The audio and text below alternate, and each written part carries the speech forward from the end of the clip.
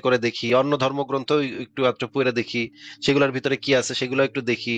তারপরে আমি দেখি যে কোন ধর্মটা সঠিক, তখন আমি যাচাই করি, নিরপেক্ষভাবে যাচাই করি। এটা করা উচিত না? হ্যাঁ, এটা, হ্যাঁ, অবশ্যই উচিত। তাহলে নিরপেক্ষভাবে যাচাই করতে গিয়ে কেউ যদি নাস্তিক হয় তাহলে তো হোক, অসুবিধা কি? এটা তো ভালো, তো এটা তো সে যাচাই করতে গেছে, যাচাই করাটা তো ভালো। আপনি যখন দোকানে সদাই সদাই পাতি কিনতে যান, মাছ কিনতে যান, টিপা টুপা দেখেন না, যাচাই করে দেখেন না মাছটা মানে পচা নাকি তাজা, দেখেন না? অবশ্যই দেখি, দেখে শুনে তো কিনতে হয়। নাকি আপনার বাপ দাদা এক দোকান থেকে কিনছে দেখে আপনিও মানে অন্ধের মতো ওই একই দোকান থেকে কিনবেন? ও আমার বাপেও তো এই দোকান থেকে কিনছে, তাইলে আর এই দোকানের থেকে আমি অন্য দোকান থেকে নিমু কেন? এই দোকানেই তো আমার বাপ দাদা 14 গোষ্ঠী কিনছে। ভাই, এভাবে তো মানুষ বাপ দাদা 14 গোষ্ঠী এক দোকান থেকে কিনলেই তো ওই দোকানের মালটা ভালো মাল, এটা তো মানে সত্য হয়ে যায় না, তাই না? আমাদের তো যাচাই করে দেখতে হবে, এই দোকানের মালও দেখতে হবে, ওই দোকানের মালও দেখতে হবে। কয়েকটা দোকান ঘাইটা ঘুইটা দেখতে হবে কোন দোকানের মালটা ভালো, কোন দোকানের ধর্মটা ভালো। তারপরে আমরা যাচাই বাছাই করে তারপরে আমরা যদি নেই, তখন সেটা হবে একটা ভালো ডিসিশন, যে আমরা যাচাই করে নিছি। কিন্তু ভাই, আপনি যদি অন্ধের মতো আপনার বাপ দাদা মানে ওই ধর্ম পালন করছে, আমি ওই ধর্ম পালন করতেছি, এটা তো ভাই অন্ধবিশ্বাসীর লক্ষণ। এটা তো অশিক্ষিত মূর্খ গোয়ার লোকজন এগুলো করে,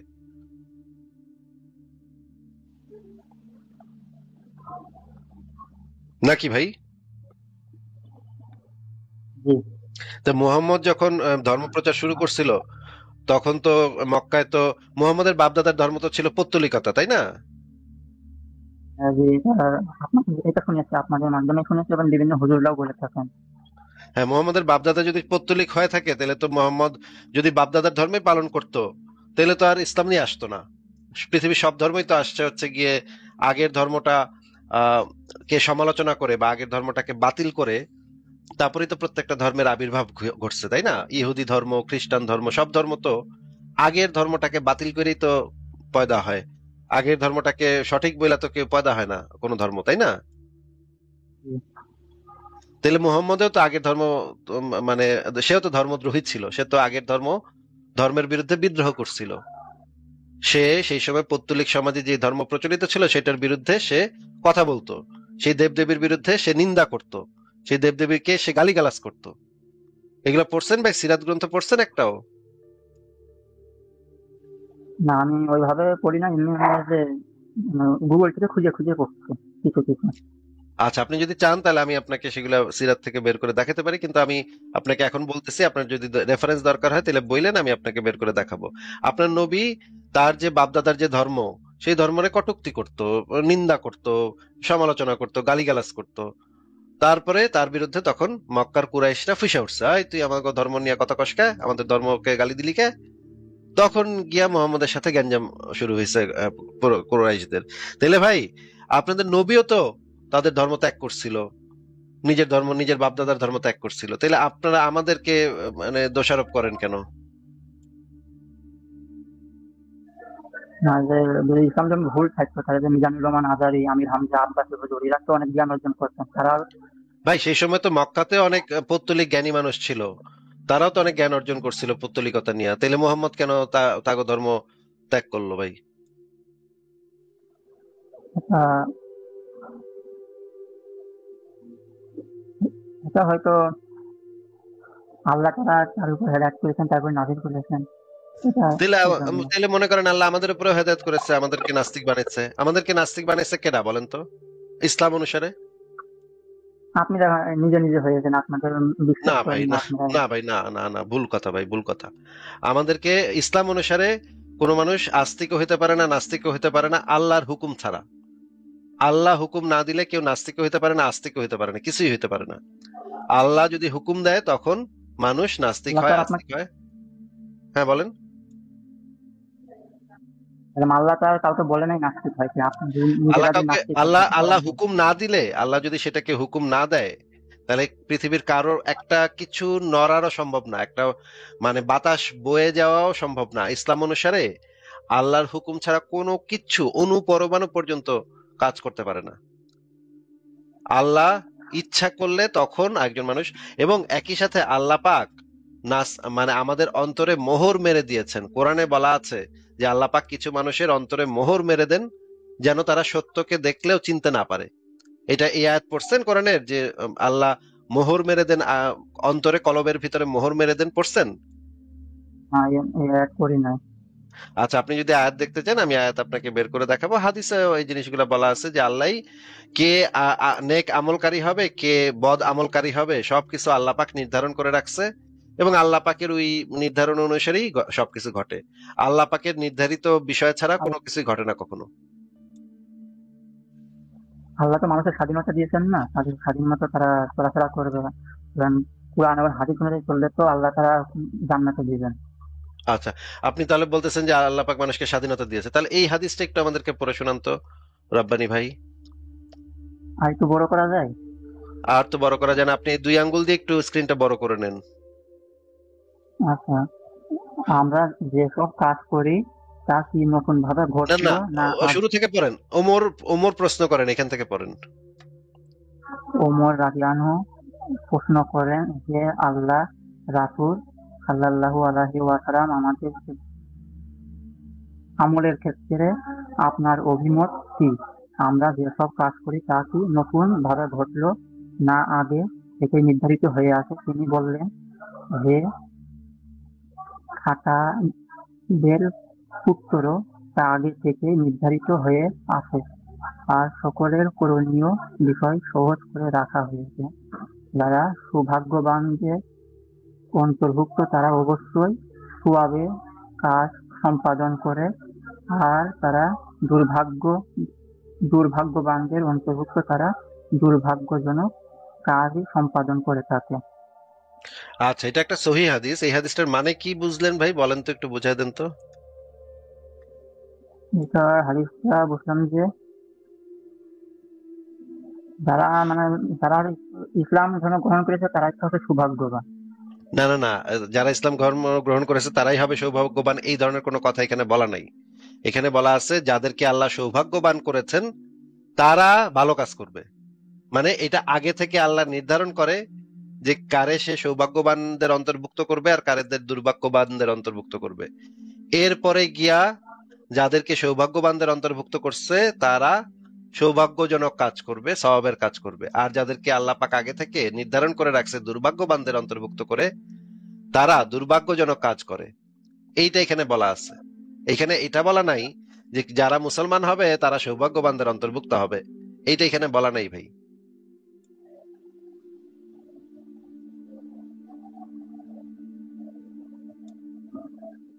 রব্বানি, আপনি যে পড়লেন আপনি পড়ে কিছু বুঝেন নাই নাকি? হ্যাঁ, হ্যাঁ বুঝছি যে হ্যাঁ, কি বুঝছেন? যে নির্ধারিত করে দিয়েছেন, এটা তো হাদিসে দেখতে পাচ্ছি। হ্যাঁ, তা আল্লাহ আগে থেকে নির্ধারিত করে রাখছে, সেই আল্লাহর নির্ধারণ কি আমি পাল্টাইতে পারবো? আল্লাহ তো মানে আমরা কি করবো সেটা নির্ধারণ করে রাখতে পারছেন নাকি? এই হাদিস অনুযায়ী তো সেটা উল্লেখ আছে নাকি? তাহলে আল্লাহ এই যে এখানে নির্ধারিত করে রাখছে, আগে থেকে যে নির্ধারিত করে রাখছে সেটা তো এখানে লেখা আছে। মোহাম্মদ বলছে হে খাত্তাবের পুত্র, তা আগে থেকে নির্ধারিত হয়ে আছে, এই কথাটা লেখা না এখানে। হ্যাঁ, তাই মোহাম্মদ তো বলছে যে এই সমস্ত কাজকর্ম সব আগে থেকে নির্ধারিত নাকি? হ্যাঁ নির্ধারিত হয়ে আছে, যেগুলো ভালো কাজ যারা করবে তারা আসলে আরে এটা তো মানে নির্ধারিত হয়ে যেটা আছে সেই রকম কাজই তো মানুষ করবে।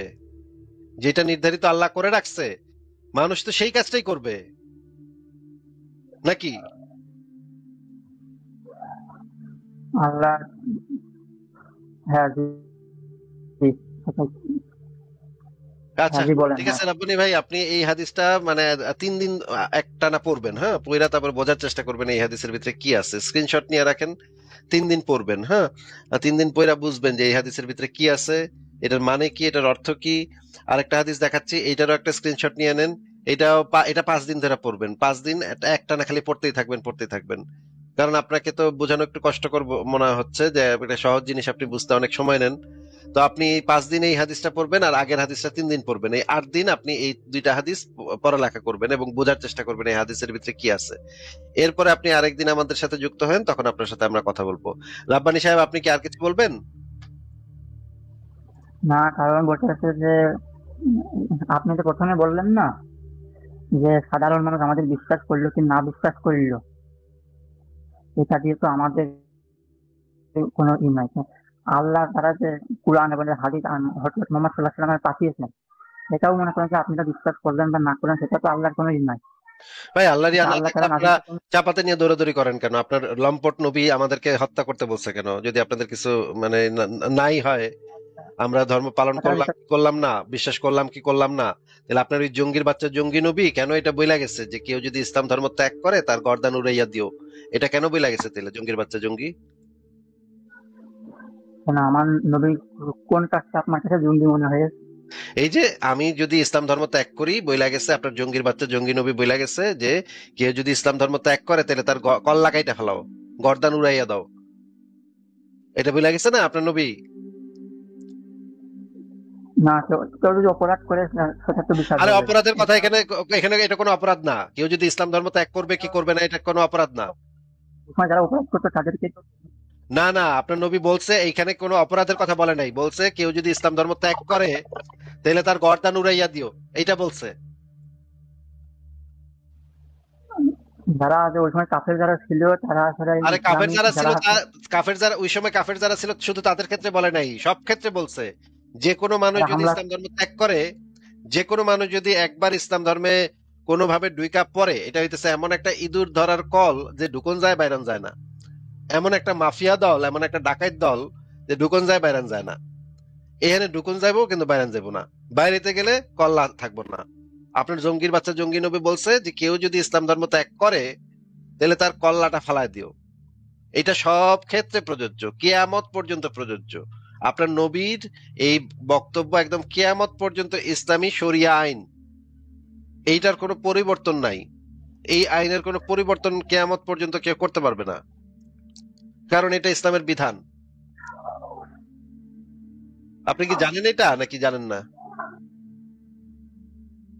হ্যাঁ, আমি এটা তো হ্যাঁ জানি। কারণ হচ্ছে যে সময় কাফেররা যখন হচ্ছে আরে যে মুসলিমদের যে কারণেই হোক মুসলিমদের না কেন, যেই কারণেই হোক না কেন, আইনটা তো এখনো আছে, তাই না? হ্যাঁ হ্যাঁ হ্যাঁ আছে। তাহলে আইনটা এখন থাকলে সেটা আমার অধিকারকে ভায়োলেট করতেছে না, আমার অধিকারকে নষ্ট করতেছে না, আমার বিশ্বাস অবিশ্বাসের অধিকার আছে না আমার।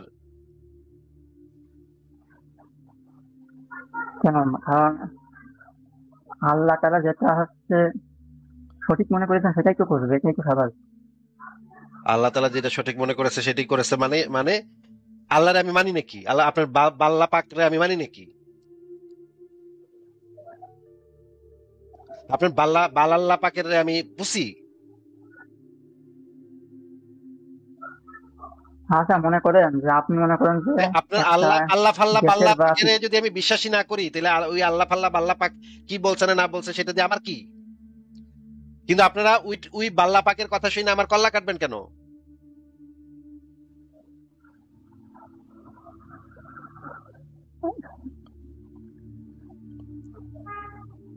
ভাই, আপনাদের কি মাথায় কিছু নাই নাকি যে এত মানে মানে এই জিনিসটা আপনারা বোঝেন না যে একজন মানুষের ধর্ম বিশ্বাস করা অবিশ্বাস করা এটা তার ব্যক্তিগত বিষয়, এখানে ভিন্ন অন্য কেউ কিছু বলতে পারে না, এটা আপনি বুঝেন না? অবশ্যই বুঝি। তাইলে যদি এটা হয়ে থাকে তাহলে আপনার এই এই বাল্লা পাক কি বলছে না না বলছে সেটা দিয়ে আমি কি করব? আমি তো এই হালারে বিশ্বাসই করি না। আপনারা যারা বিশ্বাস করবেন না তাদের তো আল্লাহ নির্ধারণ করে রাখেছে আপনাদের জন্য শাস্তি হবে। হ্যাঁ, তাহলে শাস্তি হবে সেটা পরের পরকালে গিয়ে পরেরটা পরে দাহন দেবো আমি, সেখানে গিয়ে ওর সাথে পিটাপিটি করবো। আমার এই দুনিয়াতে কেন আমার কল্লা ফেলবেন আপনারা? কারণ হচ্ছে যারা হচ্ছে নাস্তিক বা হচ্ছে বেধর্মী তারা তো আসলে মুসলিমদের বিভিন্ন ভাবে আসলে করে, চেষ্টা করে যে তারা আসলে আরে তাদের বিভিন্ন ধর্ম ভাবে ত্যাগ কি করে। করলে কিছু যদি করে তখন তো সেইটার অপরাধে মনে করেন আপনার আমি লাত্তি মারলাম, পাশায় একটা লাথি মারলাম, তখন আর লাথি মারলে তখন সেটার একটা বিচার হইতে পারে। আমি আপনার পাশে লাথি মারি নেই, আমি আপনার পাশে কোনো লাথি মারি নেই, আপনি আগে এসে আমার কল্লা ফেলা দিবেন। ও, আসিফ মহিউদ্দিন তো আমার পাশে লাথি মারতেও পারে, আমার নবীর পাশে লাথি মারতেও পারে, আগে গিয়ে ওর কল্লাটা ফেলাই দিই, তাহলে আর মানে এইটা আপনারা আপনারা করতে চান নাকি? প্রতিনিয়ত লাইভে এসে যে আমাদের নবীদের নিয়ে বিভিন্ন কথাগুলো বলেন, এটার জন্য আর তো আপনার অবশ্যই আপনার আপনার জঙ্গির বাচ্চারে নিয়ে তো কথা বলতেই হবে, কারণ আপনার অবশ্যই জঙ্গির আপনাদেরকে বাচ্চা মানুষের জীবন অতিষ্ঠ করে ফেলছে। আপনার এই জঙ্গির বাচ্চা জঙ্গি নবী সারা পৃথিবীতে জঙ্গিবাদ কায়েম করছে, মানুষকে জবাই করতেছে আপনাদের এই মানে ইসলামী জঙ্গিরা। আপনার এই জঙ্গির বাচ্চা জঙ্গি নবী কথা জঙ্গি কি কথাবার্তা বলে গেছে, সেগুলোর জন্য এখন পর্যন্ত মানুষ মরতেছে, পৃথিবীর চারিদিকে মানুষ মরতেছে, আপনারা কাফের মারতেছেন। আপনারা জানেন না এই যে আল কায়দা, Boko Haram, ISIS, লস্করে Taiyaba, Ansarullah, Bangla time, হাজার হাজার জঙ্গি সংগঠন আপনাদের। এই জঙ্গিগুলো তো আপনাদের মতো জঙ্গি, এগুলো এগুলো তো এগুলো আপনাদের আমাদের মতো মতো জঙ্গি। জঙ্গি, এগুলো আমাদের মতো জঙ্গি। হ্যাঁ, ওরা এসে হ্যাঁ। লাইভে এসে যুক্তিতর্ক করে নাকি? ইসলাম ইসলাম এবং কোরআনে তো সব যুক্তি ভাবে আছে। ও, ও তাহলে জঙ্গি, তাহলে তো জঙ্গির গুলার আইসা মানে লাইভে এসে যুক্তিতর্ক করার কথা ছিল।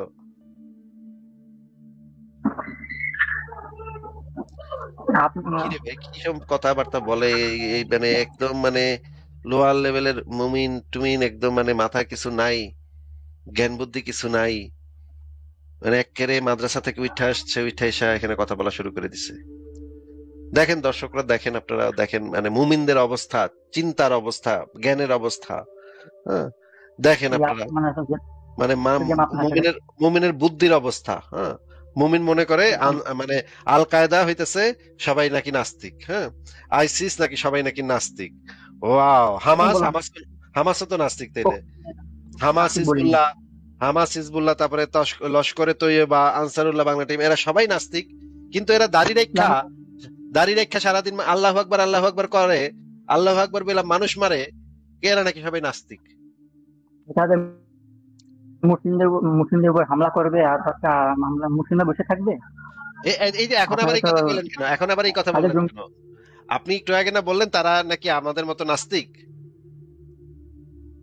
না, আপনাদের একটু আগে না আপনি বললেন, তখন বললাম একটু আগে না বললেন যে যেই জঙ্গির বাচ্চা জঙ্গিগুলা সারা পৃথিবীতে অশান্তি করতেছে সেগুলা নাকি আমাদের মতো নাস্তিক, বললেন না আপনি একটু আগে? মানে আল কায়দা, তালেবান, আপনাকে তালেবান, আপনাদের বোকো হারাম, আপনাদের আইসিস, আপনাদের এই সংগঠন সেই সংগঠন, আল্লাহর দল ফাল্লার দল, নবীর বাল, নবীর ছাল, এগুলা নাকি আল্লাহর বাল আল্লাহর ছাল, এগুলা নাকি সব নাকি নাস্তিক কইলেন আপনি, তাই না? আমি প্রশ্ন করছিলাম ওরা কি আপনাদের মতো নাস্তিক নাকি? আরে ওগুলা তো আপনি বলছেন, তখন আপনি বলছেন ওগুলা নাস্তিক, ওগুলা নাকি আমাদের মতো নাস্তিক। না, এই যে এই কথা যে বলছেন, এই যে জঙ্গির বাচ্চা জঙ্গি, মানে আপনি বলতে চাচ্ছেন ওরা আসলে নাস্তিক, কিন্তু ওরা ছদ্মবেশ ধারণ করে, মুসলমানের ছদ্মবেশ ধারণ করে আল্লাহু আকবার বলা মানুষ জবাই করতেছে, যেন মুসলমানদের নাম খারাপ হয়ে যায় নাকি ভাই? ইসলাম ধ্বংস করে তাদের উপর তারা হামলা করে, তারা এমনি এমনি হামলা করে না। ও, তারা এমনি এমনি হামলা করে না।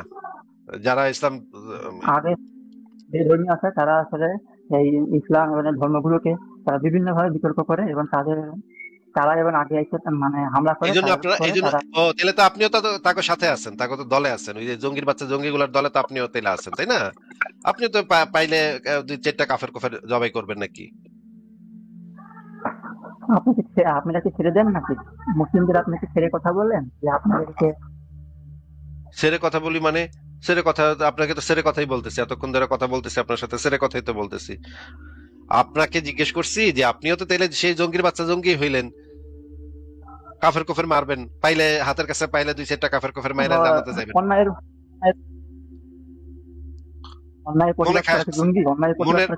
মনে খায়েশ আছে আপনার যে মানে 2-4টা কাফের মারতে পারলে জান্নাতে গিয়া হুর পামু, 72টা হুর লাগামু, 24 ঘন্টা খালি হুর লাগানো।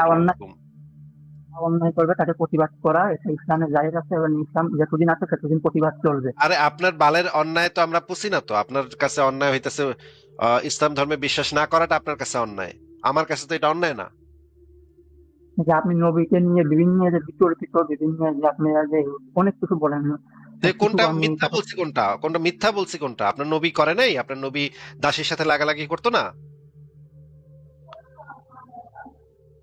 ঘরে এতগুলা বিবি থাকার পরও দাসী লাগাইতো না আপনার নবী? লাগাইতো নাকি লাগাইতো না কোন?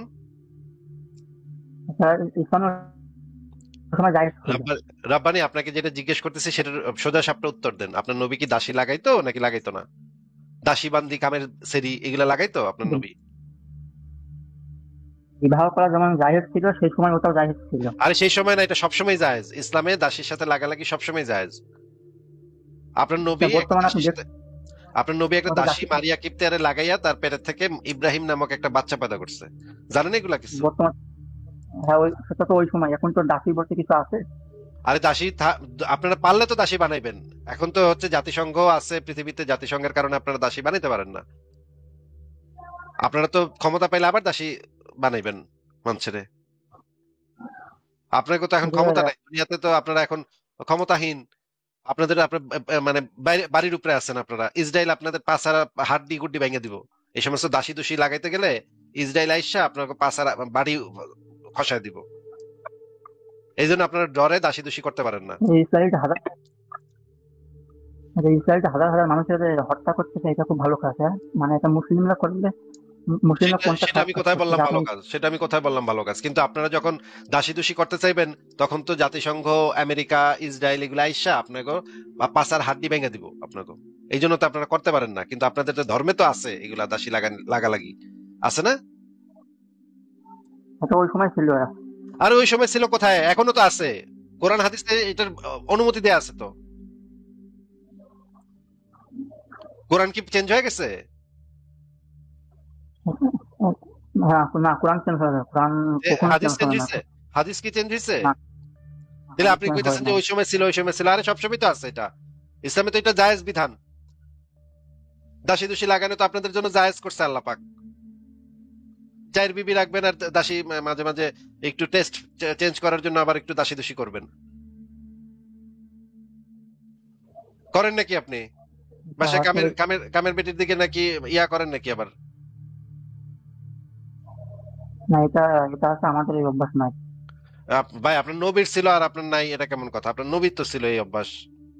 বাসায় ওই এতটি দাসী আর বিবি ওই দাসী রেখা বাসায় এতটি বিবি রেখা মারিয়া কিপ্তের সঙ্গে করতে গিয়া হাফসার বিছনায় গিয়া করতে গিয়া ধরা খাইছে। জানেন না? হাফসার বিছনায় গিয়া মারিয়া কিপ্তের সাথে করতে গিয়া ধরা খাইলো আপনার নবী। রাখার একটা হাদিস দেখান, এই হাদিসটা আপনি দেখান। যদি দেখাইতে পারি তাইলে, আপনি, হ্যাঁ দেখান প্রমাণ, আপনি তো যদি প্রমাণ দেখাইতে পারি দেখান। তাহলে কি, যদি দেখাইতে পারি তাহলে কি করবেন আপনি? দেখাতে পারে কি করবো, দেখবো, দেখে তারপরে তারপরে কি বলেন? তারপরে আমি দেখবো তো, সত্য কি মিথ্যা আমি দেখবো না। আচ্ছা, এই হাদিসটা পড়েন তাহলে। আপনি যে কথা সত্য বলছেন। পড়েন পড়েন। রাসূলুল্লাহ সাল্লাল্লাহু আলাইহি ওয়াসাল্লামের কাছে একটি বাদী ছিল, যার সাথে রাসূলুল্লাহ সাল্লাল্লাহু আলাইহি ওয়াসাল্লাম সহবাস করতেন। এতে আয়েশা রাদিয়াল্লাহু এবং হাফসা রাদিয়াল্লাহু রাসূলুল্লাহ সাল্লাল্লাহু ওয়াসাল্লামের সাথে লেগে থাকলেন। পরিশেষে রাসূলুল্লাহ সাল্লাল্লাহু আলাইহি ওয়াসাল্লাম সেই বধূকে নিজের জন্য হারাম করে নিলেন। এই পরিপ্রেক্ষিতে আল্লাহ পাক নাযিল করেন, আল্লাহ আপনার জন্য যা হালাল করেছেন তা আপনি নিজের জন্য কেন হারাম করে নিয়েছেন। এই হাদিসটা এবার এটা আমাদেরকে একটু বুঝাই দেন, কি লেখা আছে এখানে? এখানে ধরা খাইছে কোথায় আছে? আরে আপনি আগে হাদিসটা বুঝাই দেন, কি লেখা আছে এখানে? এখানে আসলে দাসী ছিল, দাসীর কথা আছে। কি দাসী তো কি ওই সময় তো ছিল, রাইট ছিল। আরে আবারও কেন খালি বারবার ওই সময় দাসী, করতেছেন? দাসী তো সর্বসময় জায়েজ আছে। আবার ওই সময় কে কইছে আপনার ওই সময় ছিল জায়েজ ছিল? তাহলে আপনি আমাকে দলিল দেখান যে এখন আর জায়েজ নাই, সেটার দলিল দেখান। হ্যাঁ মানে ওই সময় জায়েজ ছিল এই রকমের বলদের মতো কথা আপনারা কে শিখাইছে? কোন বইতে পাইছেন ওই সময় জায়েজ ছিল? আর এটা তো সব সময় জায়েজ আছে। তাহলে যে বিবাহ করা যে যায়, কি? তাহলে যে বিবাহ করে, হ্যাঁ দাসীর সাথে করাটা তো সব সময় সর্বকালে জায়েজ। আচ্ছা ঠিক আছে, আপনি তাহলে বুঝছি। হলো আপনি স্ত্রী, আরেক হচ্ছে দাসী। দাসী কারা? বর্তমান সমাজে দাসী মালিক কেউ না, আমাদের কারো কাছে দাসী নেই। আমরা নিজেরাই নিজেদের তকদিরের মধ্যে আঘাত করেছি। এটা আমাদের মালিক হওয়ার একটা সাবাব ছিল, কিন্তু যে ওয়ে থেকে দাসীর মালিক হওয়া যেত, আমরা সেই ওয়েটা, রাস্তাটাকে বন্ধ করে দিয়েছি। সেটা ছিল একমাত্র আল্লাহ সুবহানাহু ওয়া তাআলার পথে সংগ্রাম, জিহাদ করা। জিহাদের মাধ্যমে আমরা যদি পরাস্ত করতে পারতাম কাফেরদেরকে, তাহলে ওদের মহিলাদেরকে দাসী করে গ্রহণ করা যেত। আর এত অনেক কল্যাণ আছে। এটা শুধু ভোগের কারণে গ্রহণ করতাম তা কিন্তু নয়। যেই সমস্ত মহিলারা এখন ফ্রিডম ভাবে চলাফেরা করতেছে, এরা যদি মুসলিমদের আন্ডারে চলে আসে, আল্লাহ সুবহানাহু ওয়া তাআলা এদেরকে দাসী বানিয়ে এদেরকে হত্যা করে দিতে আল্লাহ চাইলে বলতে পারতো যে এদেরকে হত্যা করো পুরুষদের মতো, কিন্তু কেন করেনি? আল্লাহ সুবহানাহু ওয়া তাআলা এদের উপরে দয়া করেছে, এরা দাসী হয়ে থাক, হতে পারে এই দাসী অবস্থায় ইসলাম গ্রহণ করে নেবে তোমাদের চরিত্র দেখে, না তো পেয়ে গেল, মুক্তি পেয়ে গেল। এটা বড় একটা রিজন ছিল। তো যাই হোক, নাস্তিকরা সবসময় ভিন্ন অ্যাঙ্গেল দিকে নেবে, কিন্তু আল্লাহ সুবহানাহু ওয়া তাআলার হিকমা বড় ব্যাপক। আল্লাহ সুবহানাহু ওয়া তাআলা বলছেন এই দাসী তোমাদের জন্য হালাল করা হলো, কিন্তু যেহেতু দাসীর এখন আর নাই, এটা আবার যখন আমাদের তকদিরে আসবে তখন জায়েজ হবে। তো দাসী কারা এটা বলতে গিয়ে বলেছিলাম। আচ্ছা, আপনি শুনছেন এই মানে হুজুরের বক্তব্যটা শুনছেন পুরোটা? কি বললো, এখন কি বলছে বলেন?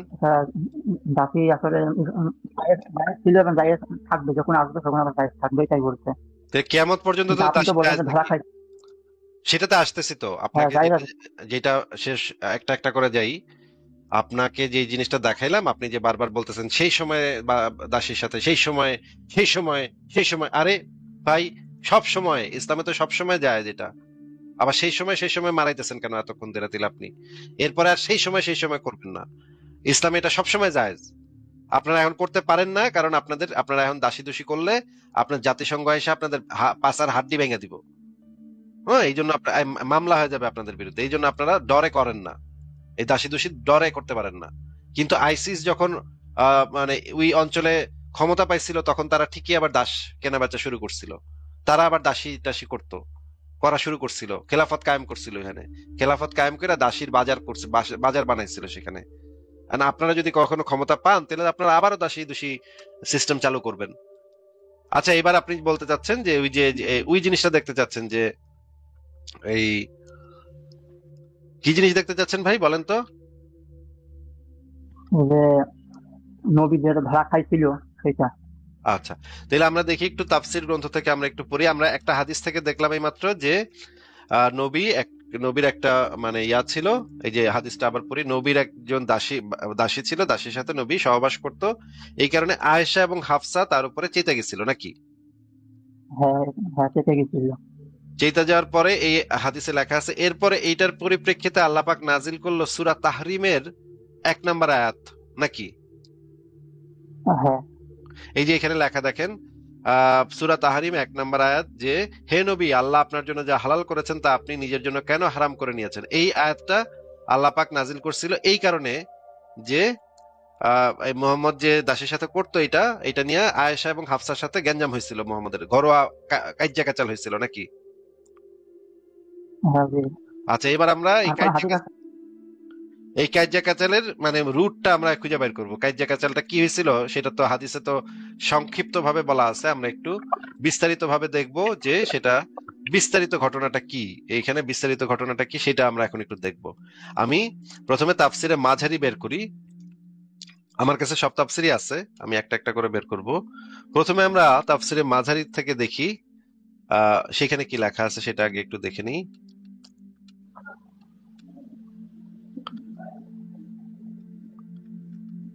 এই জায়গাটা দেখা যাচ্ছে? না, এটা না, দেখা যাচ্ছে না, একেবারে ছোট। ছোট না? আচ্ছা ঠিক আছে, দাঁড়ান আরো বড় করার চেষ্টা করি, এটা দেখি।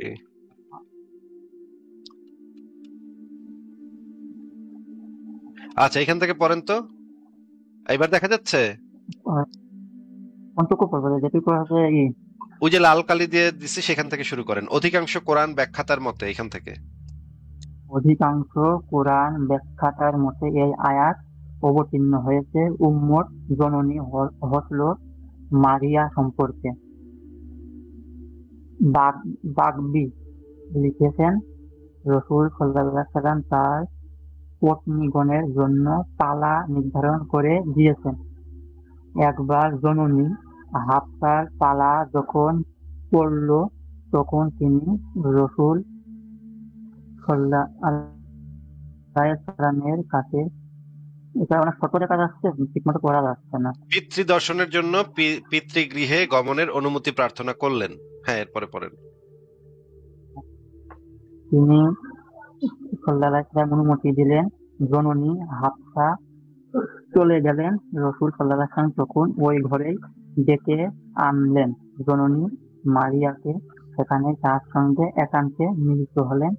তিনি ইতস্তবরে জননী হাফসা ফিরে এসে দেখলেন ঘর বন্ধ। সেখানেই বসে পড়লেন তিনি এবং কাঁদতে লাগলেন মনের কষ্টে। আচ্ছা ঠিক আছে, খুব সুন্দর পড়ছেন, খুবই ভালো। হ্যাঁ, এবার পরের পরের প্যারাটা পড়েন। বের হলেন, তখন জননী হাফসাকে দেখতে পেয়ে বললেন, কি ব্যাপার? তুমি এখানে বসে কাঁদছো কেন? জননী হাফসা বললেন, আপনি তাহলে এ উদ্দেশ্যই আমাকে অনুমতি দিয়েছেন। আপনি আমার সর্যায় কৃতদাসীকে স্থান দিলেন। আমার পালার দিনে নৈকট্য দান করলেন তাকে। আপনার কাছে দেখছি আমার কোনো মূল্য নেই। রসূল সাল্লাল্লাহু আলাইহি ওয়াসাল্লাম বললেন তাকে, কি আল্লাহ আমার জন্য হালাল করেননি? ঠিক আছে, আর কেঁদো না। তোমাকে খুশি করার জন্য আমি তাকে আমার জন্য হারাম করে দিলাম। তবে এ কথা তুমি কিন্তু তোমার সব পত্নীদের কাউকে বলো না। কিন্তু রসূল সাল্লাল্লাহু আলাইহি ওয়াসাল্লাম স্থান ত্যাগ করার আচ্ছা, পরে হয়েছে, অনেক ভালো পড়ছেন, জননী এটা আমরা পড়লাম। হাফসা এই জননী কি আয়েশা বুঝলেন রাব্বানি সাহেব, আপনি কি বুঝলেন এটা পড়ে যদি একটু আমাদেরকে বুঝাই দিতেন, ঘটনাটা কি ঘটছিল কিন্তু যে একটু, হাদিসটা ঘটনাটা কি ঘটছিল একটু ডিটেইলস হাদিসটা আমাদেরকে বলেন। হাদিসটা তো সহিহ হাদিস। এটা তাফসীর গ্রন্থে লেখা আছে। এই হাদিসটার পেছনে একটা সহিহ হাদিস আছে, যে সহিহ হাদিস থেকে এই হাদিসটার এই বর্ণনাটা পাওয়া যায়, এবং তাফসীর গ্রন্থে এই হাদিসটা আরো পুঙ্খানুপুঙ্খভাবে বলা আছে। হাদিসটার ভিতরে, সহিহ হাদিসটার ভিতরে আহ, মানে সারসংক্ষেপ বলা আছে, পুরা ঘটনাটা সারসংক্ষেপটা বলা আছে, কিন্তু এই তাফসীরের ভিতরে এই পুরা ঘটনাটা জানা যায়। যে সহিহ হাদিসটা আমি আপনাকে শুরুতেই দেখাইছি, এই হাদিসটা হচ্ছে একটা সহিহ হাদিস, তাহকিকৃত সহিহ হাদিস। আর তাফসীর যেটা দেখাইছি সেটা তাফসীর গ্রন্থ থেকে দেখাইছি, তাফসীরে মাঝারি থেকে। এটা কি ওই হাদিসের ব্যাখ্যা নাকি? হাদিসের পেছনের ঘটনাটা বর্ণনা, বিস্তারিত বর্ণনা, মানে পুঙ্খানুপুঙ্খ বর্ণনা তো জি। হাদিসের ভিতরে থাকে না। হাদিসের ভিতরে সাধারণ রুলিংস দেয়া থাকে, সাধারণ বিষয়, আহ, মানে ম্যাক্সিমাম টাইমে হাদিসের ভিতরে একটা সংক্ষিপ্ত ভার্সন দেয়া থাকে, কিন্তু ডিটেলসে আরো একদম খুঁটিনাটি সহ জানতে হইলে তখন আমাদের আরো ডিটেলসে যেতে হয়। আপনাকে যে ঘটনাটা দেখাইলাম, যে তাফসীর গ্রন্থ থেকে যেটা দেখাইলাম, সেটা তো আর আসিফ মহিউদ্দিন লেখেন এই তাফসীর গ্রন্থটা, তাই না? এটা তো বিখ্যাত তাফসীর গ্রন্থ। And আপনি আমাদেরকে একটু বলেন যে এই তাফসীর গ্রন্থের যে ব্যাখ্যাটা আপনি পড়লেন, এইটা পইরা এখানে কি ঘটনা ঘটছে সেটা একটু আমাদেরকে বুঝায় দেন। সেখানে যে ঘটনাগুলো ঘটছে সেখানে তো মানে রাসূল সাল্লাল্লাহু আলাইহি ওয়াসাল্লাম একদিন মানে দাসীর সঙ্গে তিনি হয়তো মিলিত হয়েছিলেন, এটা না না না তার না বিবি না না না না, এটা এটা তো ঘটনা না। ঘটনা হইলো একদিন মোহাম্মদ হাফসার ঘরে গেছে, তাই না? হাফসার ঘরে গেছেন। তো হাফসারে পাঠাইলো বাপের বাড়িতে নাকি? হ্যাঁ, বাপের বাড়ি মানে ওমরের বাড়িতে পাঠাইলো। হাফসা তো ওমরের মেয়ে, হ্যাঁ, এখন ওমরের বাড়িতে পাঠাই দিল হাফসারে। এখন ঘর তো খালি নাকি?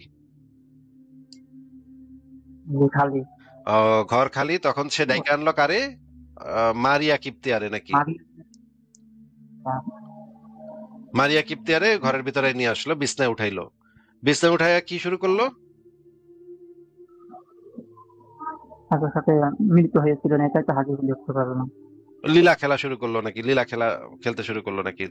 নাকি কুতকুত খেলতেছিল, কি করতেছিল? যে এটা তো আমাদের যে হুজুর মাওলানারা এগুলো তো আবার এই হাদিসগুলো বলে, কিন্তু বলে তারা তো জায়েজ বলে।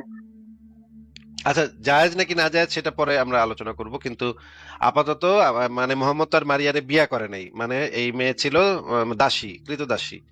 এখন মোহাম্মদ সেই বিছনায়, হাফসার বিছনাতে মারিয়া কিপ্তেরে উঠাইয়া কুতকুত খেলা শুরু করলো নাকি? আচ্ছা, বুঝলাম, কুতকুত খেলতেছে। And এর মধ্যে আবার হাফসা আবার ফিরে আসছে ঘরে নাকি? হ্যাঁ, ফিরে আসে সেটা দেখে ফেলে। ফিরে এসে দেখে দেখে ঘরের ফেলার পরে দরজাটা মানে এটা ঘরের দরজা বন্ধ, ভিতরে ঘটনা করতেছে, এটা দেখে ফেলে নাকি?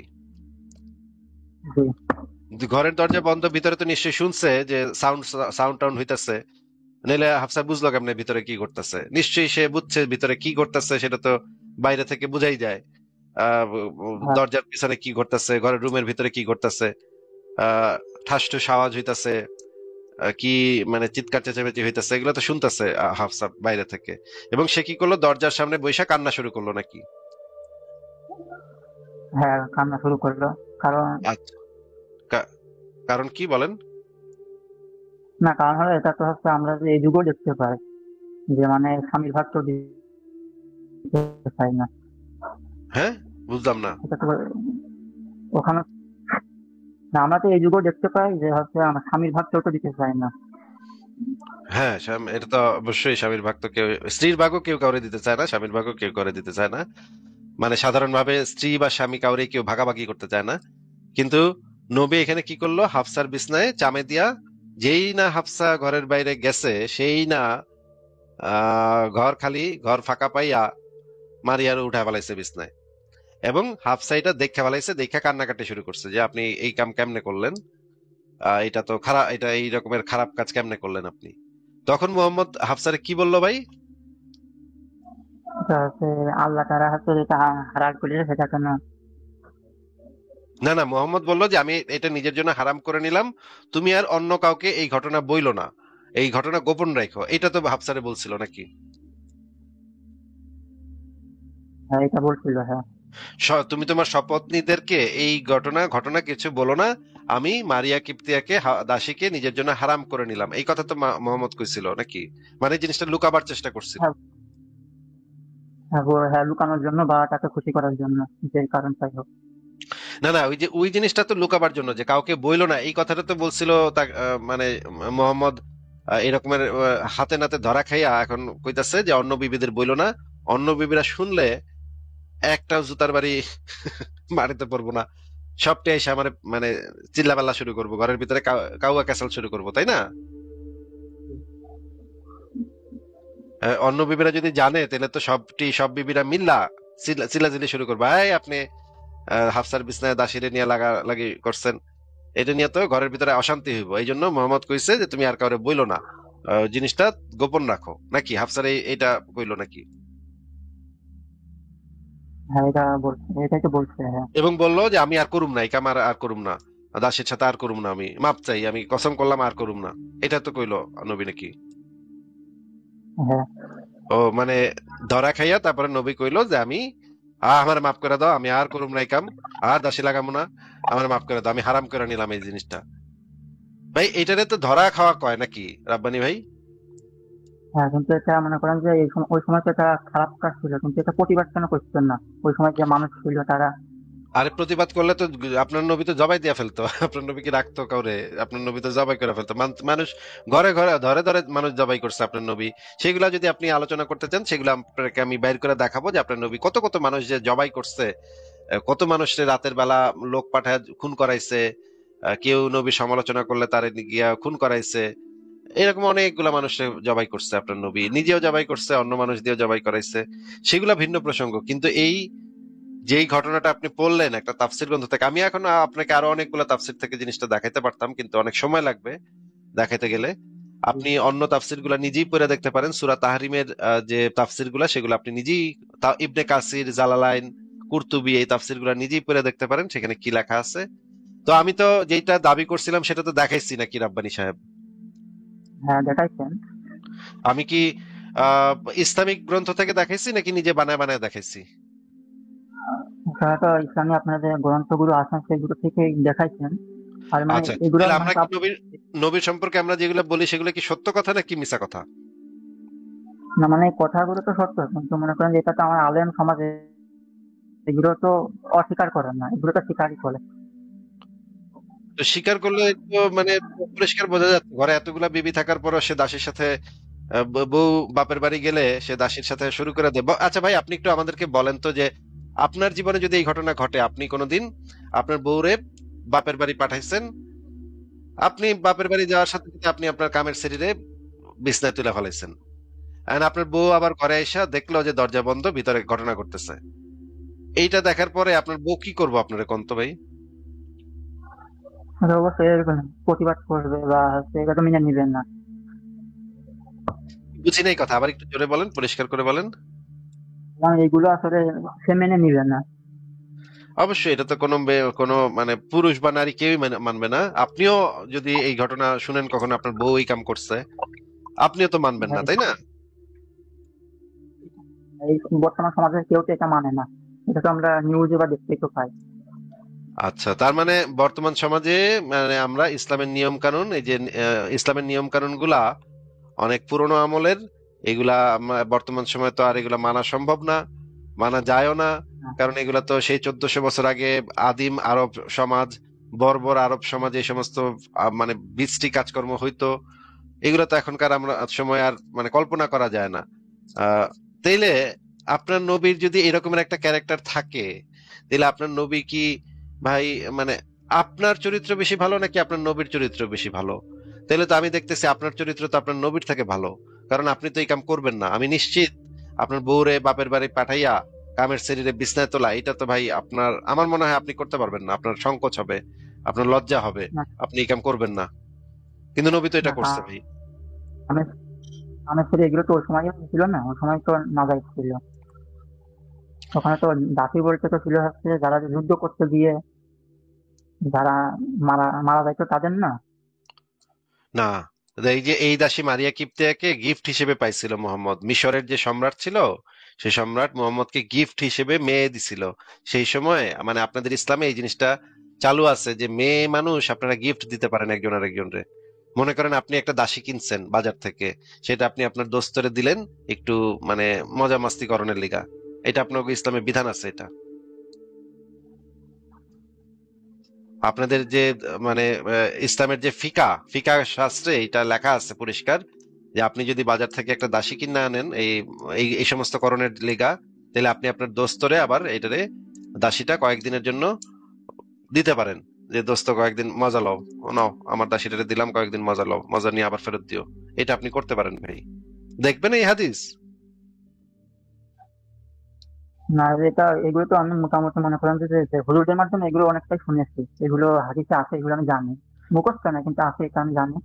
তবে আবার হুজুররা যেটা বলে থাকে আবার বাজারে গিয়ে আপনি দাসী কিনতে পারবেন, টিপা টুপা দেখা কিনতে পারবেন। মনে করেন আপনারা মুসলমানরা বাজারে গেছেন দাসী কিনতে, একটা দাসী মনে করেন জামা কাপড় খুইলা মানে দাঁড় করায় রাখছে, গরু যেভাবে কিনেন না কোরবানির হাটে, হাটের থেকে টিপা টুপা দেখেন কতটুকু মাংস আছে চর্বি আছে, এইভাবে আপনারা আবার দাসী কিনতেও পারবেন। এটাও ভাই ফিকা শাস্ত্রে খুব সুন্দর করে লেখা আছে কেমনে দাসী কিনতে হইব, কোন জায়গায় টিপ দিয়ে আপনি দাসী কিনবেন, কোন জায়গায় আঙ্গুল ঢুকায় দাসী কিনবেন, এগুলা ভাই লেখা আছে ফিকা শাস্ত্রে। ভাই এইগুলা তো খুবই বিশ্রী সিস্টেম ভাই, এগুলা তো মানে কল্পনা করা যায় না। একজন মানুষকে আপনারা বাজারে নিয়ে বিক্রি করতেছেন, মানে এটা কি টাইপের এটা তো জঙ্গি ইসলামিক যুগে টাইপের ছিল না, কথা। ইসলামিক যুগে ছিল না।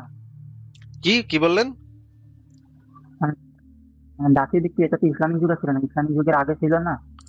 ইসলামের যুগে আগে ছিল এবং ইসলামের যুগেও তো ছিল, এবং ইসলাম তো এটাকে অ্যাপ্রুভ করছে এই জিনিসটাকে। আপনার নবী এবং নবী, আপনার নবী নিজেও দাস কেনা বেচা করতো, আপনার নবী এবং সাহাবীরা এই জিনিসটাকে অ্যাপ্রুভ করছে যে হ্যাঁ এটা আল্লাহ পাক এই জিনিসটাকে জায়েজ করছে। যদি আল্লাহ পাক জায়েজ না করতো তাহলে তো আপনার নবী সেটা করতো না, বা আপনার সাহাবা একরামরা তো সেটা করতো না, সেটা মদের মতো না নিষিদ্ধ হয়ে যেত। মদ খাওয়া নিষিদ্ধ হয়েছে না, মূর্তি পূজা নিষিদ্ধ হয়েছে না ভাই? এগুলো তো নিষিদ্ধ আছে, হ্যাঁ, কিন্তু নিষিদ্ধ এই যে ইসলাম। এই যে দাসী বাজারে নিয়ে দাসী বিক্রি করাটা এগুলো তো নিষিদ্ধ হয় নাই, তার মানে এগুলো এখনো জায়েজ আছে ইসলামে। কিন্তু যেটা হুজুররা যেটা বলে থাকেন যে ইসলামিক যুগের আগে তো অনেক মানে মেয়েদের নির্যাতন করা হতো আরে অনেক, ইসলামের যুগে কিন্তু আগে নির্যাতিত করা হয়তো, এটা তো আমি দেখতেছি যে এই মানে ইসলামে এই বিধানটা আছে। আমি তো আপনাকে দেখাইতে পারবো যে ইসলামে এই বিধান আছে যে দাসের বাজারে দাসীর টিপা টুপা আপনি দাসী কিনতে পারবেন, বগলের গন্ধ শুকা শুকা দাসী কিনতে পারবেন। আপনি কেনার সময় বগলের গন্ধ শুকবেন যে বগল থেকে কিরকম গন্ধ আসতেছে। এইগুলা আপনাদের মানে আইন শাস্ত্রে লেখা আছে, ইসলামী আইন শাস্ত্রে লেখা আছে। এগুলা এগুলা ভাই কি টাইপের কথাবার্তা, এগুলা ইসলামে কোন কি টাইপের? সহি হাদিসে আছে? এটা তো সহিহ হাদিসে থাকার কথা না, এটা তো থাকার কথা হচ্ছে কি আইন শাস্ত্রে ফিকা, এটা তো ফিকি বিষয়। এটা না, যেমন আমাদের তো মনে করেন যে আমাদের যেটা যেটা যে হাদিসে বলা আছে, আমাদের তো কোরআন এবং হাদিস দুইটা মানতে হবে না? অবশ্যই কোরআন এবং হাদিস থেকেই তো এই ফিকি মাসালাগুলা আপনাদের চার মাযহাবের যে চার বড় ইমাম, ইমাম আবু হানিফা, ইমাম মালিক, ইমাম শাফি, ইমাম আহমদ ইবনে হাম্বল, এই চারজন যে আপনাদের ধর্মের যে বড় ইমাম আছে, চার মাযহাবের চার ইমাম, তারা কোরআন হাদিস অধ্যয়ন করে এই আইনগুলা তৈরি করছে। তো হ্যাঁ, বুঝলাম, কিন্তু ওইগুলো যে সত্য এটা কিভাবে বিশ্বাস করবো? এগুলা তো কারণ আমার এগুলো তো আপনাদের ইসলামের আইন, তো এগুলো ইসলামের বিধান। আপনি বিশ্বাস করেন কি না করেন এটা আপনার ইসলামী রাষ্ট্রে এটা আপনার ফলো করতে হবে। এই বিধান আপনার ফলো, ইসলামী বিধান তো বিশ্বাস অবিশ্বাসের কোনো বিষয় নাই। ইসলাম যখন কায়েম হবে তখন তো এই বিধানগুলা সমাজে অ্যাপ্লাই হবে, তখন তার বিশ্বাস অবিশ্বাসের প্রশ্ন থাকবে না। হ্যাঁ হ্যাঁ বুঝছি। তো আপনারা এই সমস্ত আইন, এই সমস্ত মানে বর্বর অসভ্য জঙ্গিবাদী নোংরা মানে কুৎসিত জঘন্য বমি আসে যেগুলো শুনলে, এই সমস্ত আইনের সমর্থন আপনারা করেন এবং এগুলার আইন আপনারা সমাজে প্রতিষ্ঠা করতে চান নাকি ভাই? না, আপনারা যে মনে করেন যে কাউকে যে মারা বা হামলা করাকে জঙ্গি বলতেছেন, মানে কেউ যদি আমাকে আক্রমণ করে সেটাকে আমরা আক্রমণ করবো না, আক্রমণ যদি আমরা না করি তাহলে তারা তো আমাদেরকে মেরে দিবে না। না না, ইসলামে জিহাদ দুই প্রকার, একটা হচ্ছে রক্ষণাত্মক জিহাদ, একটা হচ্ছে আক্রমণাত্মক জিহাদ। রক্ষণাত্মক জিহাদ যদি আপনি করতে চান বা আপনি যদি আপনার পরিবারকে রক্ষা করতে চান, নিজেকে রক্ষা করতে চান, সেই বিষয়ে আমাদের কিছু বলার নাই। কেউ আপনাকে যদি মারতে আসে তাহলে তো অবশ্যই আপনি তার সাথে ফাইট করবেন, এটার অধিকার সকল মানুষের আছে। কেউ আপনাকে মারতে আসলে আপনি তার সাথে ফাইট করবেন, নিজেকে রক্ষা করার চেষ্টা করবেন। এটা পৃথিবীর সকল ধর্মে, সকল জায়গায়, সকল রাষ্ট্রে এইটা একটা কমন আইন, নাকি ভাই? হ্যাঁ, হ্যাঁ, কিন্তু জি। কিন্তু ইসলামে আরেকটা বিধান আছে, সেটাকে বলা হয় জিহাদুত তলব, মানে হচ্ছে আক্রমণাত্মক জিহাদ। আক্রমণাত্মক জিহাদ সেইটা হচ্ছে কি, সেইটা হইতেছে ভয়ঙ্কর জিনিস। সেইটার ভিতরে কি বলা আছে আপনি কি দেখবেন? আমি তো জানি যে আগে যারা যে ইহুদি ছিলেন, কাফের আরে ছিলেন, আপনি তারাই দেখবেন কিনা সেটা বলেন। আমার কাছে সব রেডি করা আছে ভাই, আমি সব মানে রেফারেন্স একদম কালেক্ট করে বসে আছি ভাই। হ্যাঁ, সেই জিহাদুত তলব মানে হচ্ছে আক্রমণাত্মক জিহাদ। এই জিহাদটা হচ্ছে ভয়ঙ্কর জিনিস, যেটা অনুসারে কেউ যদি মনে করেন কোন একটা দেশে মুশরিকরা বসবাস করে, আপনি তাদেরকে প্রথমে একটা চিঠি দিবেন যে তোমরা সবাই মুসলমান হয়ে যাও।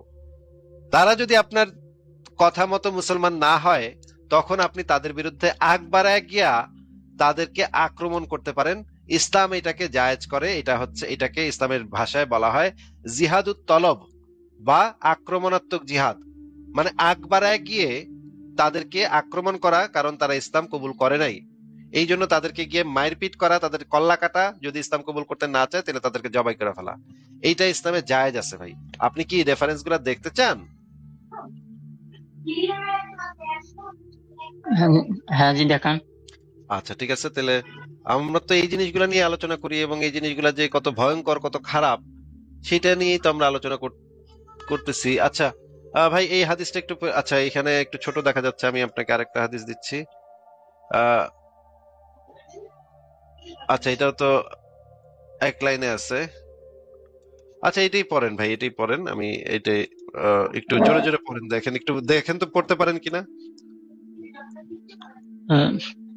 রাসূলুল্লাহ সাল্লাল্লাহু আলাইহি একদম শুরু ওয়াসাল্লাম থেকে, বলেছেন, মানুষ শুরু থেকে একদম, এই যে যতক্ষণ পর্যন্ত মানুষ, এখান থেকে পড়েন। আর একটু বড় করা যায়? ভাই এটা তো আমি আমার সিনিয়র থেকে দেখাচ্ছি, এটা তো আর বড় করা যায় না। তাহলে বড় করতে হলে আপনার একটু তো সময় লাগবে। আমি বড় করতে পারবো কিন্তু একটু সময় লাগবে, তাহলে একটু অপেক্ষা করেন। আচ্ছা, দাঁড়ান। আচ্ছা, বলতেছি যতক্ষণ পর্যন্ত মানুষ এটা বোঝা যাচ্ছে, কিন্তু মনে করেন যে পড়তে একটু কষ্ট হচ্ছে, বোঝা যাচ্ছে। ঠিক আছে, আমি পড়তেছি। আচ্ছা ঠিক আছে, আমি যতক্ষণ বের করছি, দাঁড়ান, আমি বড়টা বের করছি, বড় সাইজেরটা বের করছি। সেইখান থেকে দেখে তাহলে আপনার পড়তে সুবিধা হবে। আপনার হুদাই প্যারা দিয়ে লাভ নেই, আমি বড়টা থেকে দেখাচ্ছি। আমরা দেখি যে, হ্যাঁ এইখান থেকে পড়েন তাহলে। এই যে এখন আচ্ছা, যতক্ষণ পর্যন্ত মানুষ লা ইলাহা দাঁড়ান দাঁড়ান দাঁড়ান দাঁড়ান, হ্যাঁ এখন পড়েন। যতক্ষণ পর্যন্ত মানুষ লা ইলাহা ইল্লাল্লাহ না বলবে, ততক্ষণ পর্যন্ত তাদের বিরুদ্ধে কিতাল করতে আমি আদেশ প্রাপ্ত হয়েছি। আচ্ছা, এই কথাটা একটু আমাদেরকে বুঝাই দেন তো ভাই, কি বললেন আপনি? বুঝি নাই আমি, একটু বুঝাই দেন। মানে মানে তাদের আসলে কালেমা ডট দেওয়া হবে, লা ইলাহা ইল্লাল্লাহ ডট দেওয়া হবে। যদি না মানে তাহলে তাদেরকে মানে হত্যা করা হবে। কিতাল মানে তো হত্যা, তাই না?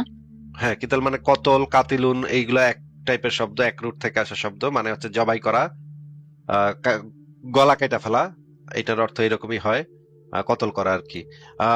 এইখানে তার মানে বুঝলাম আমরা যে এটা বলতেছে যে যতক্ষণ মানুষ যদি লা ইলাহা ইল্লাল্লাহ না বলে এই কথাটা, তাহলে তাদের বিরুদ্ধে মুসলমানরা কিতাল করবে নাকি? হ্যাঁ, জি। আচ্ছা ঠিক আছে, আমরা এবার হাদিসটা পড়ি, হাদিসটার পরিচ্ছদ পড়লাম, এবার হাদিসটা পড়ি। এই যে মেইন হাদিসটা, মেইন অংশটা এই জায়গাটাতে বলা আছে। আপনি রাসূলুল্লাহ এই অংশটুকু পড়েন, যদি চান পুরোটাও পড়তে পারেন, কিন্তু আপনি সাল্লাল্লাহু আলাইহি ওয়াসাল্লাম বলেছেন, মানুষ যে পর্যন্ত না আল্লাহ তাআলা ব্যতীত আর কোনো প্রভু নেই, এই কথা স্বীকৃতি দেবে সেই পর্যন্ত আমি তাদের বিরুদ্ধে যুদ্ধ করতে আদিষ্ট হয়েছি। আর যে ব্যক্তি বলল আল্লাহ ব্যতীত আর কোনো প্রভু নেই, সে আমার থেকে তার মাল ও রক্ত জীবন নিরাপদ করে নিল। আচ্ছা, এবার একটু বুঝাই দেন এখানে কি বলা হয়েছে বা কি বোঝানো হয়েছে, একটু যদি বুঝাই দিতেন। মানে মেনে নিতে হবে যে আল্লাহ তাআলা ব্যতীত আর কোনো প্রভু নেই। এটা যদি মেনে নেয় তাহলে তার আসলে মানে রক্ত, মানে সম্পদ সবকিছু হচ্ছে নিরাপদ করে নিবে। আর যদি আমি না বলি, এটা মনে করেন আমি কইলাম না, তখন কি হবে? এটা হচ্ছে অনিরাপদ হয়ে যাবে, তার জন্য বেঁচে থাকা কঠিন হয়ে যাবে। মানে তাকে আপনারা অ্যাটাক করবেন নাকি, যুদ্ধ করবেন তাদের বিরুদ্ধে? আক্রমণ করার কথা কি এখানে আছে? হ্যাঁ, এই যে এখানে তো এই যে তাদের বিরুদ্ধে আহ, যুদ্ধ করতে আদিষ্ট হয়েছি, তারা তো আর যুদ্ধ করতে আসতেছে এটা তো এখানে লেখা নেই। আপনি গিয়া তাদের বিরুদ্ধে যুদ্ধ করবেন, কারণ তারা লা ইলাহা ইল্লাল্লাহ বলে নাই, এই কারণে তাদেরকে আগ বাড়ায় গিয়া তাদেরকে আক্রমণ করে তাদেরকে মারবেন, কারণ তারা এটা বলে নাই। আর যদি তারা বলে এটা আল্লাহ ব্যতীত কোনো প্রভু নেই, এটা যদি লা ইলাহা যদি বলে তারা, তখন তারা বাইচা থাকতে পারবে, কিন্তু এছাড়া তারা আর বাইচা থাকতে পারবে না, নাকি ভাই? জি। তাইলে এইটা তো মনে করেন ভারতে কিছু হিন্দু আছে, বা মানে মনে করেন নেপালে কিছু হিন্দু আছে, তারা ইসলাম ধর্ম পালন করে না। তো আপনি কি করবেন? প্রথমে তাদেরকে বলবেন তোমরা লা ইলাহা ইল্লাল্লাহ বলো। তারা আপনারা কইলো যে না, আমরা লা ইলাহা বলবো না, আমরা আমাগো ধর্মে ভালো আছি, তোমাদের ধর্ম আমাগো লাগবো না। তখন আপনারা কি করবেন ভাই? তাদের বিরুদ্ধে যুদ্ধ করবেন নাকি? হ্যাঁ, যুদ্ধ করার এটাই তো আছে এখানে। তো যুদ্ধ কইরা তখন যুদ্ধ করে তারা আর নিরাপদ না, তাদের মাল এবং রক্ত এখন আর নিরাপদ না, তাদেরকে আপনারা যুদ্ধ করে মানে মারবেন, মাইরা মুইরা তাদের মা বেটিকে গনিমতের মাল বানাইবেন নাকি? এটা তো হ্যাঁ, হ্যাঁ, সেটাই তো আছে। ও ওয়াও, তাদের মা বেটিকে যদি আপনারা গনিমতের মাল বানান, তখন তো তাদেরকে তো আপনারা বিছনায়ও নিতে পারেন নাকি? এটা এটার এটার ভিতরে তো অনেক মানে কি মানে হাদিস আছে, আবার অনেক কারণ আছে। কারণ তো জিজ্ঞেস করি নাই ভাই, কারণ কি সেটা তো পরের ব্যাপার। মানে তারা ইসলাম কবুল করতেছে না, এই জন্য আপনি গিয়া তাদের বিরুদ্ধে আগ বাড়ায় গিয়া তাদেরকে আক্রমণ করবেন। 2 নম্বর বিষয় হলো, আক্রমণ করার পর তাদেরকে মাইরা মাইরা তাদের মা বেটিকে আপনি বন্দি করে নিয়ে আসবেন গনিমতের মাল হিসেবে, তারপরে বিছনায় তুলবেন নাকি? এখানে তো মনে করেন যে যখন যুদ্ধ হইতো সেই আর সময় তো মনে করেন যে এইখানে তো বোঝাই যাচ্ছে যে ইসলাম ধর্ম কবুল না করার জন্য তাদের বিরুদ্ধে যুদ্ধ করতে বলা হচ্ছে, তাই না? জি, তাইলে ইসলাম ধর্ম গ্রহণ যদি কেউ না করতে চায়, তাইলে আপনি কি তাদের বিরুদ্ধে যুদ্ধ করতে পারেন? এটা হ্যাঁ, এটা তো মনে করেন কুরআন অনুযায়ী জায়েজ, সেটাই তো দেখতেছে। এটা তো মানবিক দিক থেকে তো মানে খারাপই লাগে, খারাপ মনে হচ্ছে। তাইলে তাইলে যে আমরা যে বলতেছি যে আপনার নবী একটা জঙ্গির বাচ্চা জঙ্গি ছিল, এটা কি ভাই আমি ভুল বলছি নাকি সঠিক বলছি? কিন্তু জঙ্গির সারা জঙ্গির সারা পৃথিবীর মানে বিভিন্ন ধর্মের মানুষ যদি এই রকমের কুত্তা কামড়া কামড়ি শুরু করে, তাহলে ভাই পৃথিবীতে থাকা যাবে? মনে করেন হিন্দুরাও যদি এটা কয় যে কৃষ্ণরে মাইনে না নিলে তো করে জবাই করুন, এটা যদি হিন্দুরাও কয়, ইহুদিরাও যদি কয়, খ্রিস্টানরাও যদি কয় যে যিশুরে না মানলে তো করে মাইনে লামু, এটা যদি সব ধর্মের মানুষ কয়, তাহলে ভাই পৃথিবীতে টেকা যাবে? না, অবশ্যই তো হবে, সমস্যা হবে। তাহলে তো একজন আরেকজনের সারাক্ষণ গলা কাটতে থাকবে মানুষ নাকি? জি। তো আমরা কি এইরকমের একটা পৃথিবী চাই যে এখানে এই ধর্ম নিয়ে কামড়া কামড়ি, কুত্তা কামড়া কামড়ি, একজনে কইতেছে আল্লাহ, একজনে কইতেছে যিশু, একজনে কইতেছে বুদ্ধ, একজন কইতেছে রাম, এগুলো নিয়ে কুত্তা কামড়া কামড়ি সারাদিন বসে, আমরা কি এগুলো সারাদিন বসে বসে কুত্তা কামড়া কামড়ি করবো নাকি? এই সময় তো মনে করেন ইসলামিক যে আইনগুলো ছিল ওই আইন অনুযায়ী বিচারগুলো করা হইতো। কিন্তু এটা তো রাষ্ট্রীয়। এই আইনগুলো তো কোনো ভালো আইন না, তো এগুলো তো খুবই জঘন্য, বর্বর, অসভ্য। ওই আরব দেশের বর্বর ইতরগুলা এগুলা এই সমস্ত বাজে আইন বানাইছে, যে কেউ যদি ধর্ম করতে না, তাগো ধর্ম যদি পালন না করে, তাহলে তাদের করে নাকি মেরে লাবে। না, কিন্তু এই যে মনে করেন যে জার্মানি বা বিভিন্ন যুক্তরাষ্ট্রে বিভিন্ন জায়গায় যে রাস্তাঘাটে প্রতিটা এগুলো তো এখন পর্যন্ত আছে, এগুলো তো স্বাধীন না। কি কি আছে, কি আছে? যুক্তরাষ্ট্র, তারপরে জার্মানির মতো মানে বড় বড় যে রাষ্ট্রগুলো আছেন, বেধর্মী যে রাষ্ট্রগুলো আছেন, সেখানে তো মনে করেন যে প্রতিটা এগুলো তো মনে করেন যে সেখানে কি পতিতা কি? পতিতাবৃত্তি এগুলো তো ওখানে গ্রহণযোগ্য না। পতিতাবৃত্তি তো আপনার ইসলামে গ্রহণযোগ্য। আমি দেখাবো আপনারে, আপনার ইসলামেই তো পতিতাবৃত্তি আছে, দেখাবো আপনারে আমি। আচ্ছা দেখান। আচ্ছা আপনি আমাদেরকে একটু বলেন তো যে ভাই দেনমোহর কাকে বলে, একটু বলেন তো। দেনমোহর হুম। এটা যে বিয়ের সময় যেটা দেওয়া হয় সেটাকেই তো। বিয়ের সময় যেটা দেওয়া হয়, যে টাকাটা মেয়েটাকে দেয়, মানে জামাইটা হ্যাঁ, বউকে দেয় নাকি?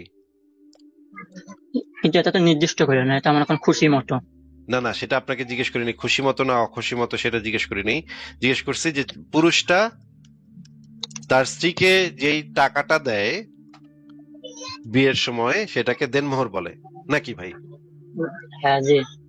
আচ্ছা, আপনি আমাদেরকে একটু পতিতাবৃত্তি কাকে বলে সেটা যদি এখন একটু বলতেন আগে। পতিতা পতিতাবৃত্তি বলতে তো আমরা সেটা বুঝি যে মনে করেন আপনার সাথে যৌন সঙ্গমের জন্য কোনো মেয়ে যদি টাকা নেয়, অর্থ নেয়, সেইটার বিনিময়ে যদি সে তার শরীরের কোনো একটা অংশ আপনাকে উপভোগ করতে দেয়, আপনি সেই অংশটা উপভোগ করেন। উপভোগ করলে যদি আপনি সেটার জন্য তাকে টাকা দেন, টাকা লেনদেন যদি হয় সেখানে, তাহলে সেটাকে পতিতাবৃত্তি বলে নাকি ভাই? হ্যাঁ জি। মানে পতিতাবৃত্তি বলতে আমরা বুঝলাম যে মেয়েটার শরীরের কোন, মেয়েটা বা ছেলেটা যেই হোক, বা ওই একটা পার্টির শরীরের কোনো একটা অংশ আপনি ব্যবহার করবেন, উপভোগ করবেন। উপভোগ করার বিনিময়ে আপনি সেই মেয়েটাকে বা সেই মানে ব্যক্তিটাকে কিছু টাকা দিবেন। টাকা দিলে সেটাকে বলা হয় পতিতাবৃত্তি। যদি এইটার ক্ষেত্রে টাকা লেনদেন হয় তাহলে সেটা হবে পতিতাবৃত্তি নাকি? হ্যাঁ। এইবার আমরা দেখি যে ইসলামে যে দেনমোহরের কথাটা আপনি আমাদেরকে বললেন যে দেনমোহর দেয়া হয় ইসলামে, এই দেনমোহর জিনিসটা কি সেটা আমরা একটু এটা তো নিরাপত্তার জন্য।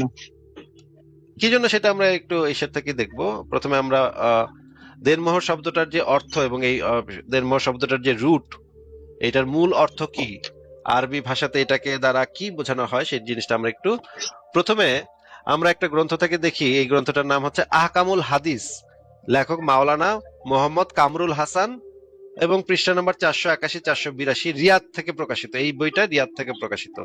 আপনি একটু আমাদেরকে একটু পড়ে শোনান তো, এই যে মাহরের পারিভাষিক সংজ্ঞাটা কি, পড়েন পড়ে শোনান তো ভাই। হ্যাঁ, অর্থাৎ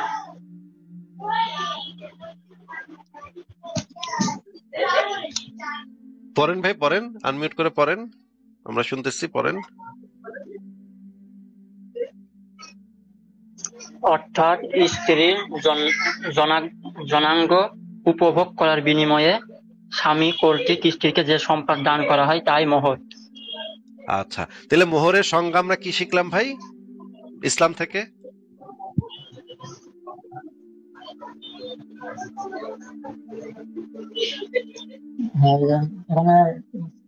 স্ত্রীকে উপভোগ করার জন্য না না, যে মোহরটা দেওয়া সেটাই তো এখানে লেখা আছে।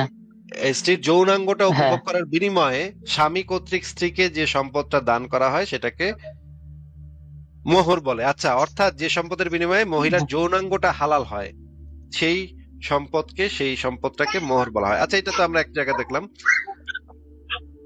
নিচে আরো লেখা আছে, অর্থাৎ স্ত্রীর যৌনাঙ্গ উপভোগের বিনিময়ে নগদে বা বাকিতে যে সম্পদ স্ত্রীকে প্রদান করা হয় তাই মোহর।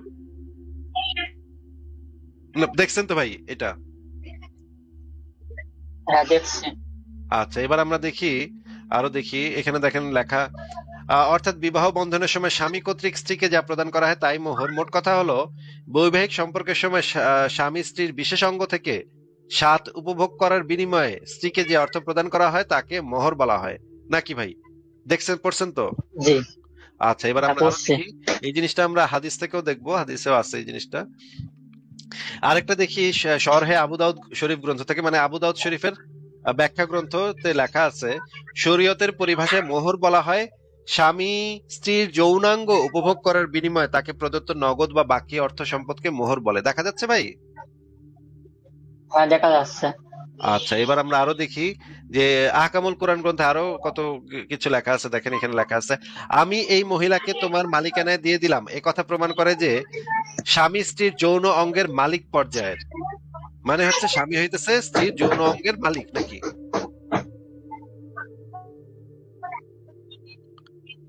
আচ্ছা, মালিকানা দেখাইলাম, ঠিক আছে। আপনি এবার আমরা দেখি মোহাম্মদ এই বিষয়ে কি বলছে, সেটা আমরা একটু দেখি। এই হাদিসটা একটু পড়ে শোনান তো ভাই, রব্বানী ভাই। রব্বানী ভাই, তবে স্ত্রীর মোহর দিতে হবে তার লজ্জাস্থান উপভোগ বা হালাল করার জন্য। আচ্ছা, এটা নবীর কথা নাকি? হ্যালো, জি বলেন। হ্যাঁ, এটা নবী বলছে, এটা নবী বলছে নাকি? হ্যাঁ হ্যাঁ হ্যাঁ, নবী বলছেন। আচ্ছা, তার মানে নবী বলছে যে মোহরটা দিতে হয় লজ্জাস্থান উপভোগ করার জন্য, মোহর দিতে হয়। তাইলে ভাই, আমরা যে একটু আগে পতিতাবৃত্তির যে সংজ্ঞাটা দুইজনে একমত হয়েছিলাম, সেই সংজ্ঞাটা ছিল কি ছিল? সংজ্ঞাটা আমি এখানে লিখি, আপনি একটু মানে আপনি একটু পড়েন। পতিতাবৃত্তি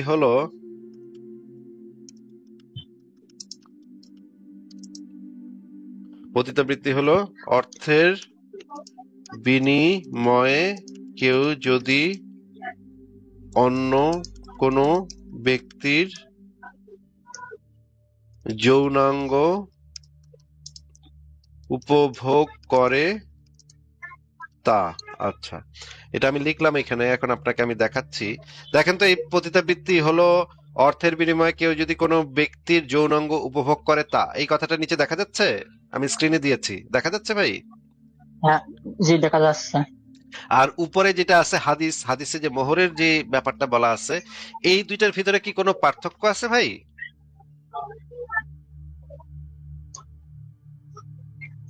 আর দুটার মধ্যে একটু তো পার্থক্য আছে। কি পার্থক্য আছে যদি একটু বলতেন।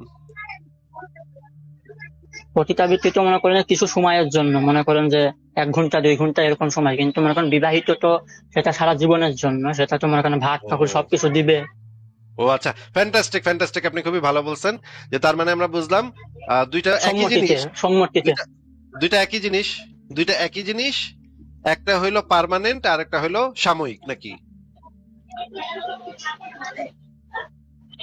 যে মানে আপনার কথা শুনে আমি বুঝলাম যে দুইটা একই জিনিস, কিন্তু পতিতাবৃত্তিটা হলো সাময়িক, মানে খণ্ডকালীন, 1 ঘন্টা 2 ঘন্টা 5 ঘন্টা, একদিন 2 দিনের জন্য।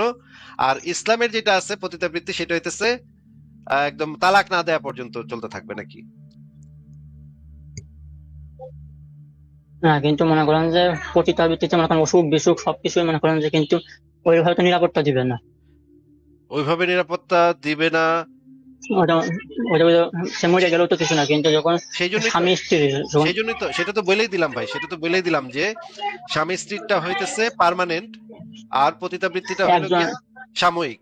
একজন এটাতে একজন একজনকে বুঝবে, একজনের সমস্যা হলে আরেকজন দেখবে, আর এটা তো না না, এটা তো আপনি একজন আরেকজনকে বুঝবে দেখবে, সেটা তো অভিন্ন বিষয়। সেটা তো অনেক স্বামী তো আছে নাও দেখতে পারে, অনেক স্ত্রী আছে নাও দেখতে পারে, সেটা তো ভাই পার্সন টু পার্সন ভ্যারি করে। কিন্তু মোহরের যে সংজ্ঞাটা দেয়া আছে, সেই সংজ্ঞার সাথে তো পতিতাবৃত্তির পার্থক্য নাই কোনো, তাই না?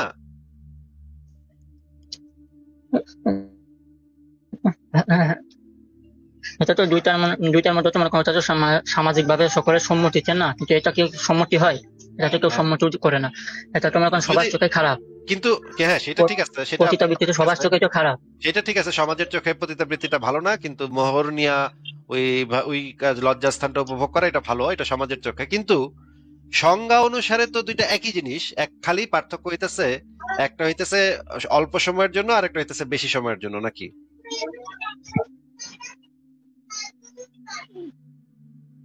হ্যাঁ জি। মানে ইসলামে বিয়াটা হইতেছে দীর্ঘস্থায়ী পতিতাবৃত্তি, দীর্ঘমেয়াদী পতিতাবৃত্তি। আর নর্মাল ইউরোপ আমেরিকাতে যেটা চলে সেটা হইতেছে খণ্ডকালীন পতিতাবৃত্তি, মানে সাময়িক সময়ের জন্য অল্প সময়ের জন্য, আর ইসলামে যেটা চলে সেটা হচ্ছে দীর্ঘ সময়ের জন্য পতিতাবৃত্তি।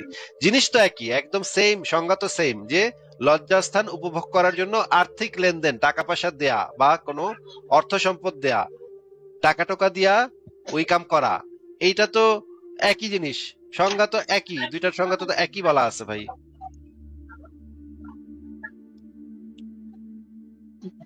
কিন্তু এটা তো মনে করেন যে সামাজিক ভাবে স্বীকৃতি এটা। সেটা তো সামাজিক ভাবে যদি ওইটাকে স্বীকৃত করে নেন তাহলে তো ওইটাও স্বীকৃত হয়ে যাবে, সেটা তো ভিন্ন বিষয়।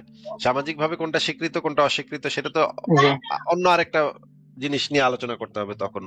ওইটা যদি আপনি পতিতাবৃত্তিকে যদি সামাজিক ভাবে জি স্বীকৃত করে নেন তখন তো আর সবাই করবে, সবাই না করবে। কিন্তু সংজ্ঞা তো একই, সংজ্ঞার ভিতরে তো কোনো পার্থক্য আমি দেখলাম না, খালি একটা পার্থক্য পাইলাম, যে একটা হইতেছে দীর্ঘমেয়াদী আর একটা হইতেছে স্বল্প মেয়াদী। দুইটাই অর্থের বিনিময়ে যৌনাঙ্গ উপভোগ করার বিধান। তাহলে তো ভাই ইসলামে তো পার্মানেন্ট পতিতাবৃত্তি আছে, আপনি নিজেই সেটা আমাদেরকে বললেন। ঠিক আছে রাব্বানী সাহেব, আপনাকে আমরা আপনার সাথে অনেকক্ষণ কথা বললাম, আজকে আপনাকে তাহলে বিদায় জানাই। আপনার সাথে ভবিষ্যতে আবারও কথা হবে, ঠিক আছে?